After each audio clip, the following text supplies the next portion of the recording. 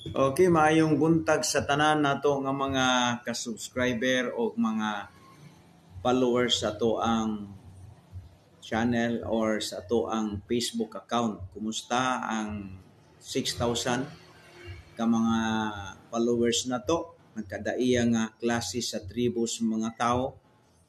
Welcome mo sa ato ang Facebook page. Sa tanan nato nga mga nag-comments, nag-komento, nag-react sa atong mga video, kumusta mong tanan, negative man o positive, kumusta mong tanan, kay nagtuo ta mga higala nga ingon ana magyong kinabuhi na amang dili mo ayon sa to ang mga pagtudlo kay lain-lain man ta og kana bang pagbati, but I know nga kining akong gitudlo, I'm sure nga kini naa gyud sa Biblia o tukma gini sa kamatuoran higala.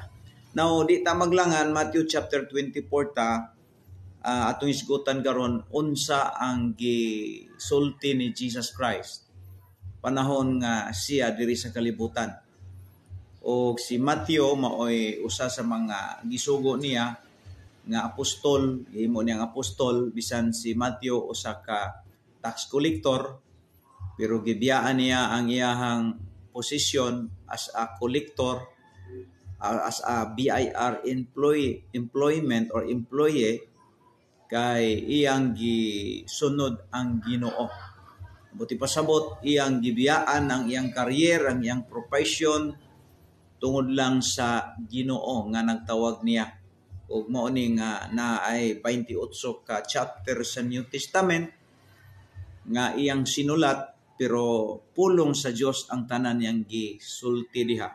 Usa siya sa mga writers sa New Testament Bible nga bisan og wala na siya diri sa kalibutan, tuwa niya sa langit, pero kanunay gayo gihapong ma-mention og mainumduman ang iyang pangalan tungod lagi kay panahon nga kita mobasa sa Biblia, ato mangyong mabasa kining 28 ka chapter sa iyahang mga sinulat, mga higala.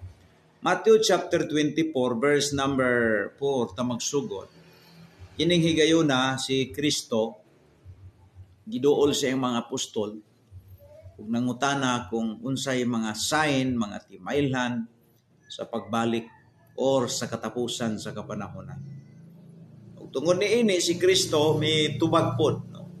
Muna nga si Matthew usa sa mga pasalamatan nato kay ang tanang gisulti ni Kristo iyang gi-record para mahibaluan nato unsay giyawit ni Kristo, unsay gisulti ni Kristo niining atong presenteng kapanahonan. Og I believe nga very important kini mga kaibigan nga mahibaluan nato, kay kini magong atong pag mahibaluan karon mao mo ni atong ma-benefits unyag wa nata sa lawas.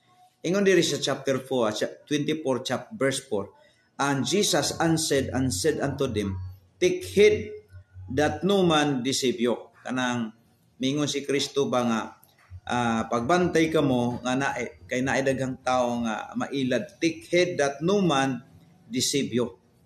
Bantay ka mo kay aron dili ka mo mailad, ma-deceive, no? Because kining panahon na karon, ang ato rong kapanahonan mga kaibigan, mga guys, mga ka-Facebook, mga ka-YouTube, ang panahon nato karon mosugot sa dili ni ata sa gitawag og deceiving world. Deceiving world, no? Mintag deceiving world kanang puro ilad ang sistema sa kalibutan. Muna ingon si Kristo, and Jesus answered and said unto them, take heed that no man deceive you. Kanang pulong deceive you, bantayanan kay na, kay kung di ka magbantay ana, ma-deceive ka. Muna nga kinahanglan as a followers of Jesus, as a believers, as a finding truth, must be observed, must be sensitive, must be diligent sa pananga term nga ato ang pwedeng ipasabot ninyo from the God's word. Kinahanglan ta circumspectly ta, kana bang mabinantayon, sana mahuna-hunaon, mga higala.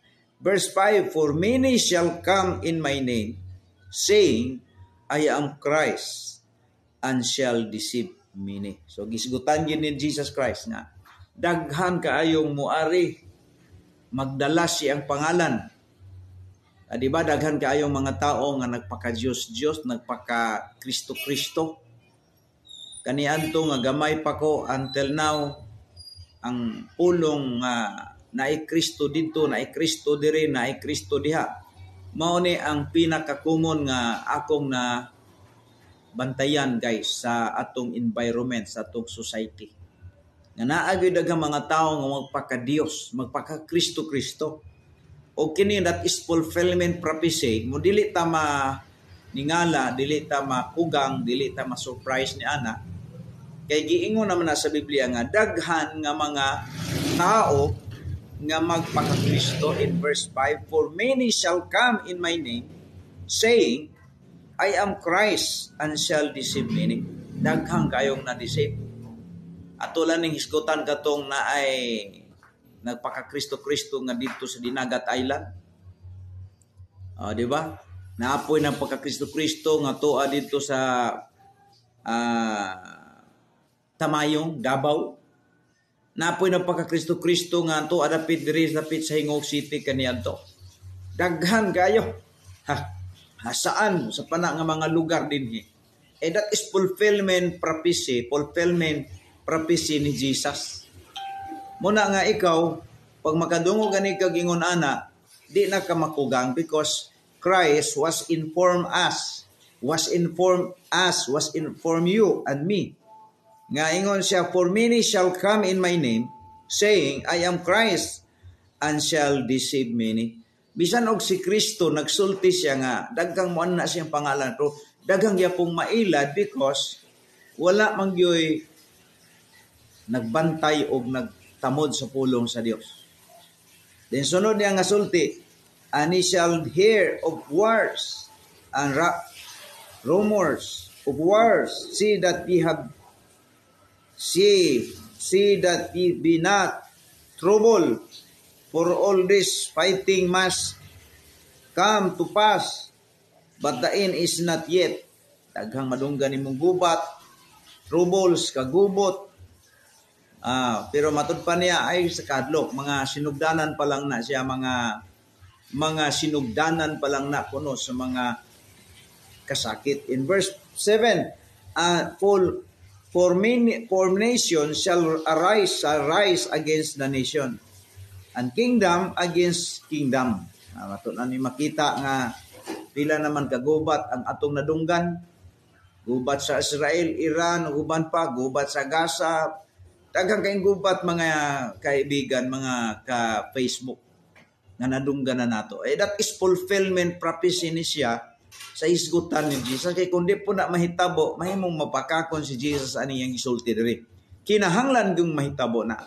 Ingon siya, and there shall be famines, mga gutom, pestilence. At tumilabay 2019, di ba, pestilence tong gitawag nilang COVID-19. Daghan kay nangamatay gihapon ato. Grabe jud ang kalibutan jud mga ka-Facebook.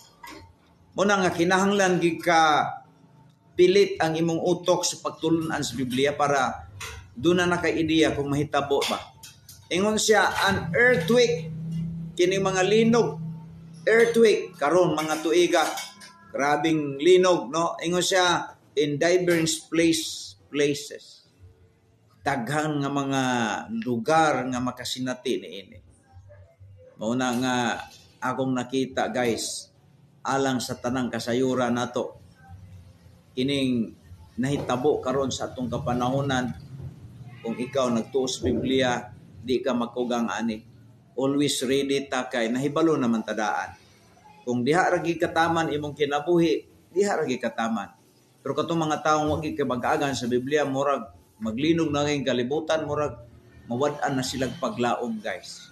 But you know, itang mga nagtuo sa Biblia, mao ni atong paglaom. Kay tanang gisgutan sa Biblia nang hitabo man. No. Katurang mga taong walay kahibalo sa Biblia mo'y makugang. Pero katong mga taong nagtuon sa Biblia, damor nga mulig-on ang atong pagsalig sa Biblia nga ang tanang gisgutan ni Kristo mahitabo, matinuod yun. And then we are now standing the truth, standing the right side in in what we call in the doctrines of Christ. We are standing right in the side of Christ because we believe all the Word of God, all the written words, the Scripture from God. Tanan gituohan nato. Verse 8, all these are the beginning of sorrow. Kaya tanan sinugdanan pa day na. Naparidaghan nga linog nga atong mahiaguman, maatubang nato. Muna nga kanang mga 6.5, 7.6 nga magnitude mga higala. Sinugdanan pa ni, matud pa ni Jesus Christ in verse 8. Muna nga kinahanglan kita mahimong aware ni mga butanga, no? So orientation lang ning ato nga goal ni sa tong preaching guys nga dili ta makugang kung unsay mahitabo sa kalibutan kay tanan-tanan gisgutan na sa Biblia unya kinahanglan ginang mahitabo para ang Biblia dili mahimong bakakon, no? O kay kita nagtuman sa Biblia, kita ang mga tao nga nagbarok sa kamatuoran. Pangutanan ako nimo, ikaw ba nagtuo ba ka sa Biblia? Or nagbasa ba ka sa Biblia? O kung nakabasa ka sa Biblia, gituuhan ba nimo ang sinulat diha?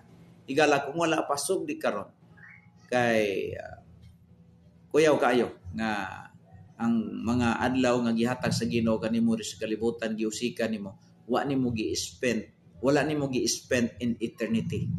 Kini akong buhat karon eternity ni nga investment guys.